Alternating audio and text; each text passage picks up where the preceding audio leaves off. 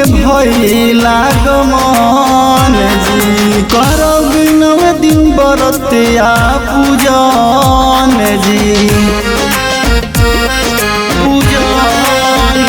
सातो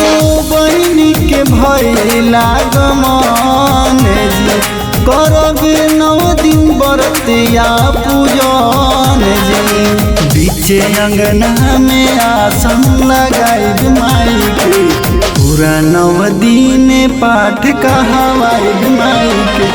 अपन मन में भजन गुनगुनाइब माई के नवरातन में पाठ कहवाइब माई के।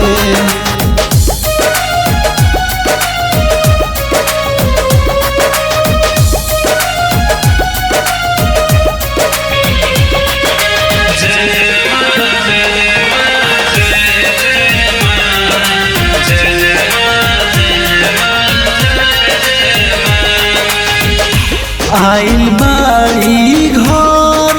हमारा बड़ी भाग्य सातो बहिन मैया हो बहिन मैया मिया के डोरिया झूला लागल बा झूला बस भैरो भैया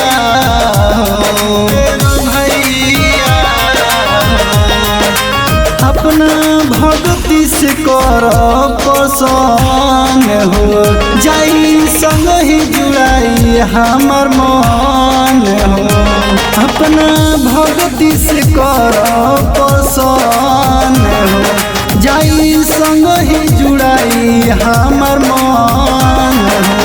लाले अड़हुल के फुलवा चढ़ाइब माई के पूरा 9 दिन पाठ कहवाइब माई के अपन मन में भजन गुनगुनाइब माई के नवरातन में पाठ कहवाइब माई के।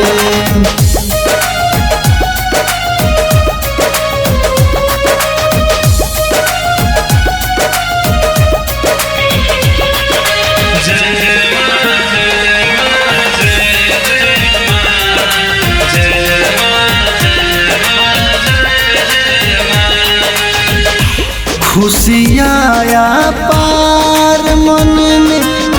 जुटल बा हमार दर्शन पाई के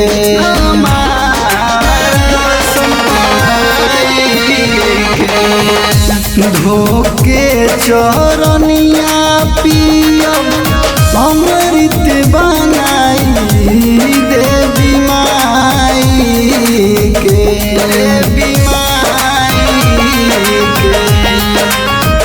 पाई गई हम चाहनी जवान जी दिल के आस पूरा भइल पान जी पाई गई हम चाहनी जवान जी दिल के आस पूरा भइल पान जी कि हेमंत जी से पावे पूजवाइब माई के पूरा 9 दिन पाठ कहवाइब माई के अपन मन में भजन गुनगुनाइब माई के नवरातन में पाठ कहवाइब माई के।